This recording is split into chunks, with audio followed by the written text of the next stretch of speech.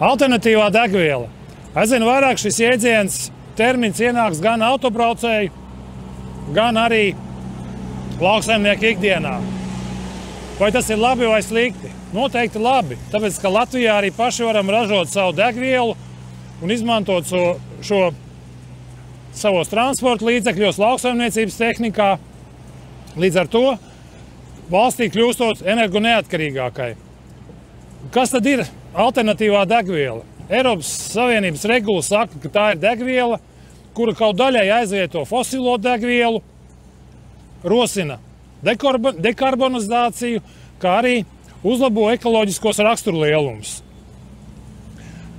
Latvijai līdz šā gada beigām ir jāiesniedz Eiropas komisijai ziņojums par to, kā mēs attīstīsim alternatīvo degvielu tirgu un arī kā veidosim infrastruktūru.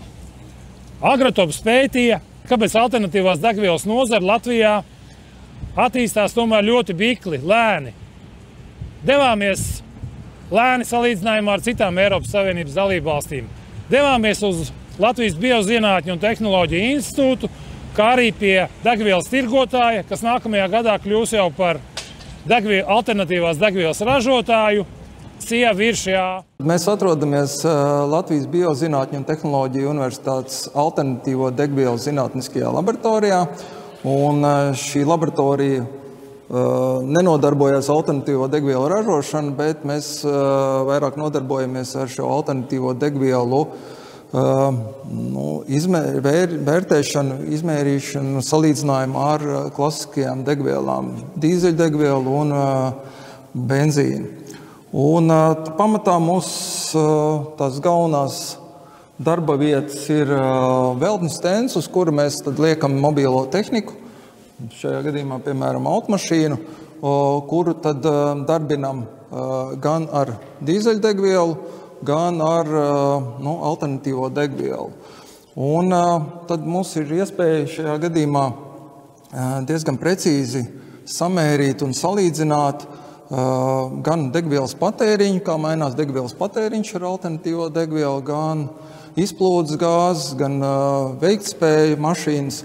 Un tādā veidā diezgan precīzi pateikt, kādi ir ieguvumi, plusi, mīnusi, salīdzinot, braucot ar šo alternatīvo degvielu un ar klasisko dīzeļu degvielu, piemēram, vai ar benzīnu, atkarībā no automašīnas. Un šobrīd lauksaimniecībā visdrīzāk, kad mēs vēl nevaram daudz skatīties uz elektrību un ūdeņradi, ņemot vērā vēl to attīstību šajās tehnoloģijās, un saprotot arī, ka lauksaimniecībā pārsvarā šī tehnika tiek izmantot diezgan intensīvi, varbūt un koncentrēt kaut kādā noteiktā laika periodā, un līdz ar to arī tās problēmas, varbūt, kas ir ar elektrotransportu un ūdeņradi varētu būt, gan šī uzlādes infrastruktūra vai uzpildes infrastruktūra.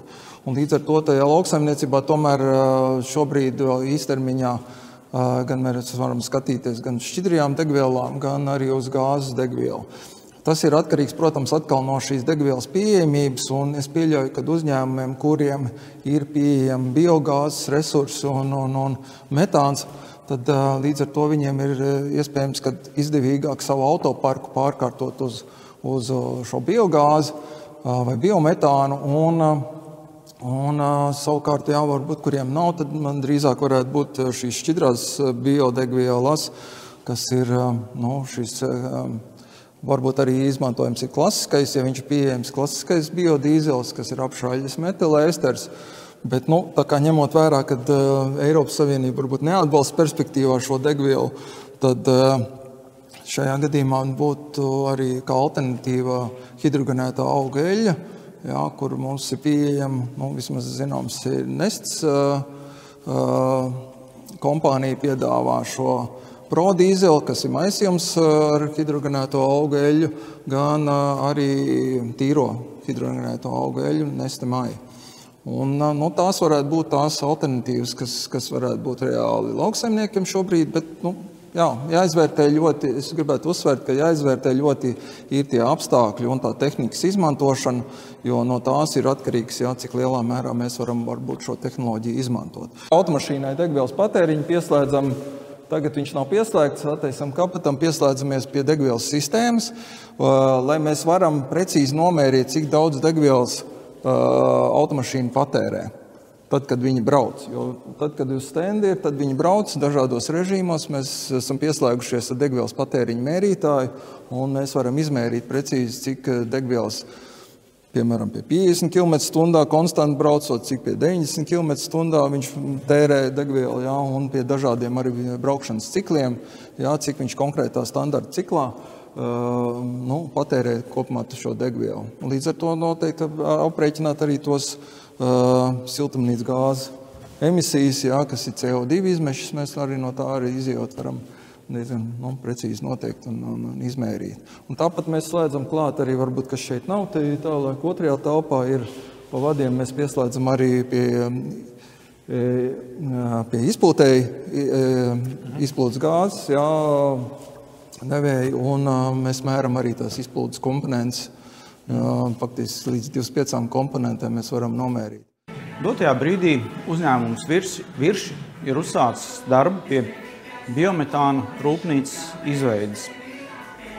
Kopējās projekta izmaksas ir 15 miljoni un 12 miljonu eiro, no tā sēdz Eiropas energoefektivitātes fonds. Projekta ietvaros mēs plānojam savākt apmēram 200 000 tonnas kūtsmēslu, un, lai to izdarītu, mums ir noslēgti līgumi ar vairāk kā 15 vietējiem zemniekiem. No šiem izēja materiāliem tiks saražots 60 gigawatstundas biometāna, kas ir nepieciešams, lai apkurinātu apmēram 3000 dzīvojamās mājas, kas ir diezgan būtisks iegūms. Viss biometāns tiks ievadīts pārvades tīklā un tālāk tiks transportēts patērētājiem. Šis ir būtisks solis uz ilgtspēju aprits ekonomikas ieviešanā, un no šī projekta liels iegūms arī ir lauksaimniekiem, jo tiek radītas jaunas darba vietas, tiek veikta ļoti būtiska investīcija Ziemeļvidzemē, un samazinās CO2 emisijas. Mēs šobrīd atrodamies Viršu degvielas uzpildes stacijā Lubāna, un šeit mums fonā ir CNG uzpilde. Šobrīd Viršiem ir 10 CNG uzpildes stacijas, un CNG ir saspiestā dabasgāze, kas ir viena no alternatīvajām degvielām. Un CNG ir labs pārējais produkts uz ilgspējīgu degvielu, kas ir biometāns.